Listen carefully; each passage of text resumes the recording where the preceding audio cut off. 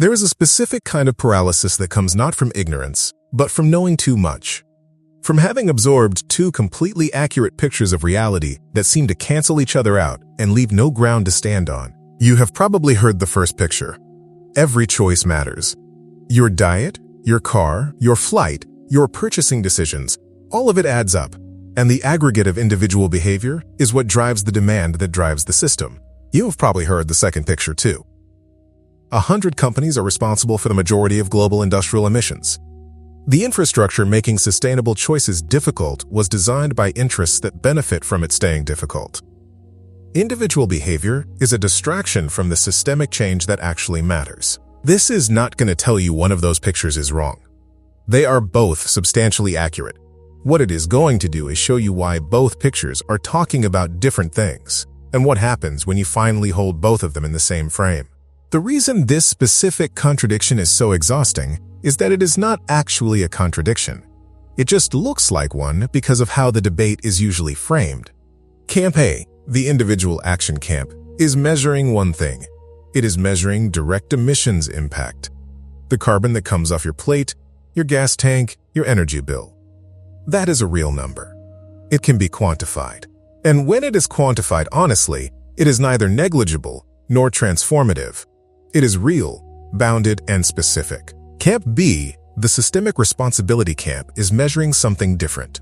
It is measuring the structural causes of emissions, the fossil fuel infrastructure, the agricultural supply chain, the policy environment that keeps low-carbon options less accessible and more expensive. That is also a real number.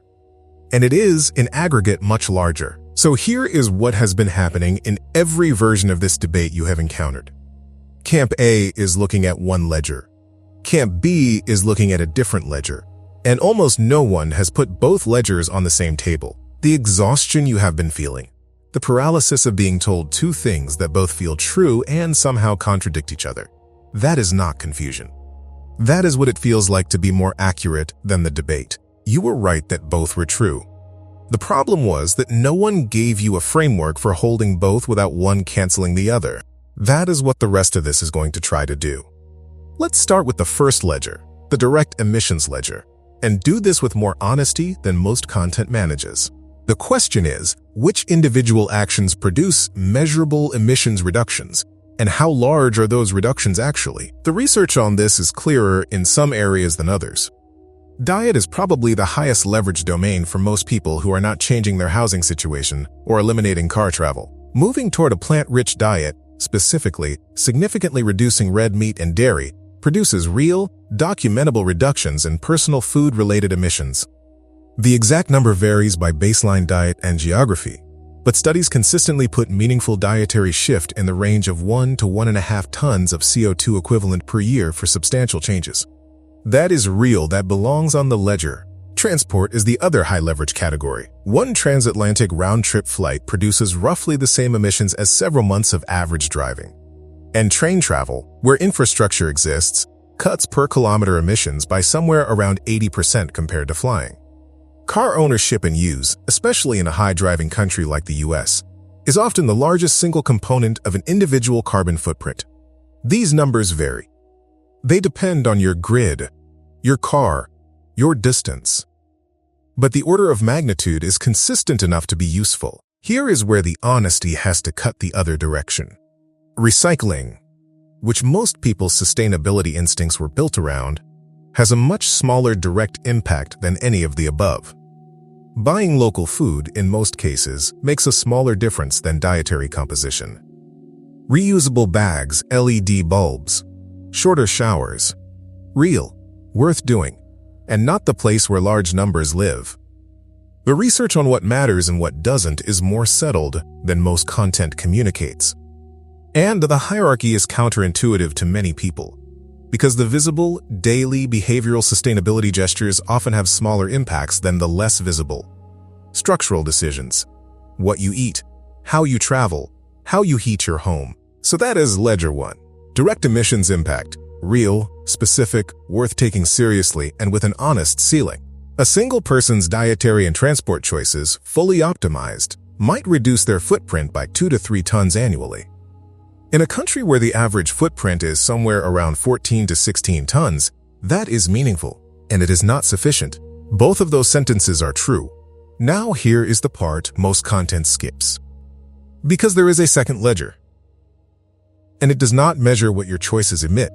It measures what your choices signal. This is going to require a small detour into social dynamics research, but the vague version of this argument sounds like, be the change you want to see. And that is not what this is about. What the research points to is something more structural than that. There is a growing body of research on what are called social tipping dynamics, the processes by which behavior that starts as a minority position eventually crosses a threshold and begins to spread self-reinforcing through a population. The mechanism is not moral inspiration. It is something more structural than that. When a visible minority of people change a behavior, they shift what other people perceive as normal. And what people perceive as normal is one of the strongest predictors of what they consider possible, desirable, and politically supportable. This has been documented across behaviors that have nothing to do with climate. It shows up in norm change research around smoking, seatbelts, marriage equality. Areas where a committed minority's visible behavior change preceded and enabled much larger population-level norm shifts that then created the political permission for policy.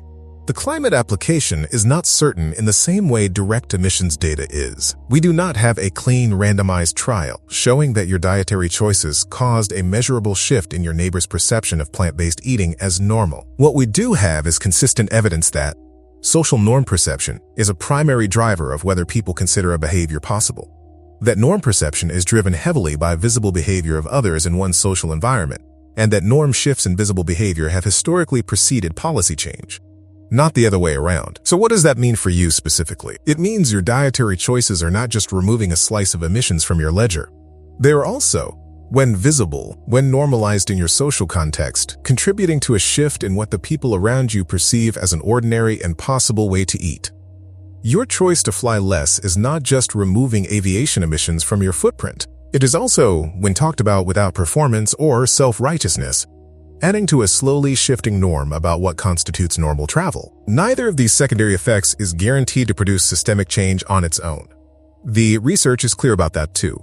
These are enabling conditions, not sufficient causes. But here is the synthesis that has been missing from almost every version of this debate. The question was never whether individual action is sufficient. Of course it is not. The question was whether individual action has real effects. And it does.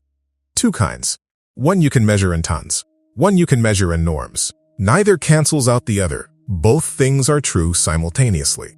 The framework that most content gives you, individual versus systemic, is not wrong exactly. It is just incomplete. It measures one ledger and ignores the other.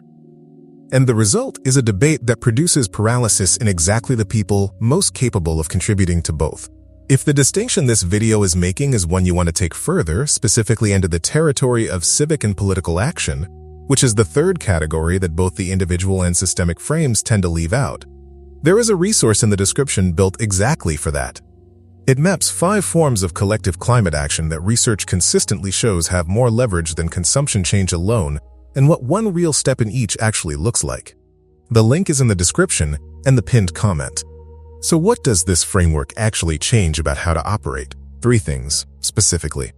The first is about prioritization on the direct emissions ledger. If you have been carrying equal guilt about your reusable bag use and your annual flight to see your family, you now have evidence to redistribute that energy. Diet and transport are where the real numbers live. Everything else is real and worth doing and not where you exhaust yourself. The hierarchy matters. Knowing it should produce relief, not a new form of perfectionism. The second is about visibility on the social ledger. The social mechanism depends on visibility. A choice made entirely privately, and never mentioned, never visible, never discussed, contributes only to the direct emissions ledger. A choice that is talked about honestly, without performance, without self-righteousness, without making other people feel accused, also contributes to the second ledger. This is not about being loud. It is about being honest in ordinary conversation about why you are doing what you are doing. That is the signal that shifts norms, and it is available to anyone, at any budget, in any circumstance. The third is about something neither ledger fully captures, what might be called the civic footprint. Because individual consumption choices and individual social signaling are both operating within the system rather than on it. The actions that change the system itself, The policies, the infrastructure, the incentive structures that make the sustainable choice the default rather than the exception, those require a third category of action. Not heroism, not full-time activism, but specific, targeted engagement with the political and institutional processes that determine what choices are available to everyone, not just to people who are already paying attention. The honest version of this is, voting on climate is not enough. But it is also not nothing. Contacting an elected official once, specifically, about one policy, has a documented effect on legislative behavior that no individual purchase decision reaches. Joining an organization working on one piece of this, even marginally, even occasionally, plugs individual action into the systemic level in a way that neither ledger alone can achieve. This is the part most people who care about the environment have not yet done, not because they don't care, but because no one has given them a clear picture of where this category of action lives in relation to everything else. It lives above the direct emissions ledger. It lives above the social signaling ledger, and it requires far less than most people assume.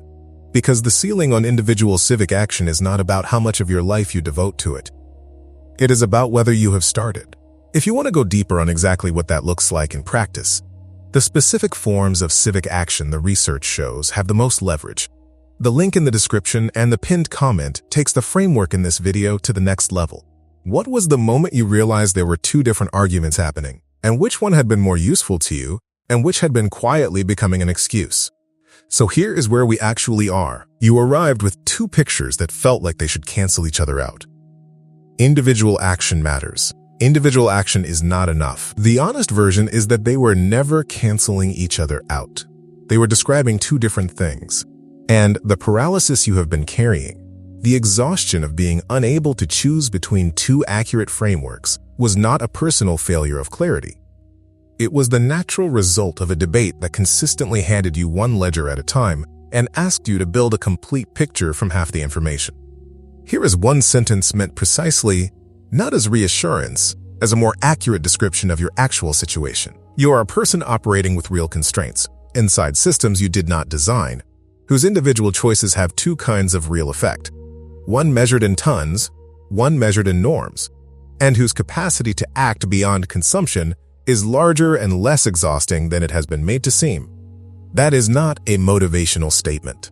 That is what the evidence describes. The impasse was never that both things were true. It was that no one put both ledgers on the table at the same time.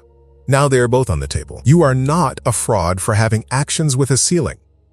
Every effective action has a ceiling. The question is whether you know which ceiling you're working with and whether you're doing something above it. You know now.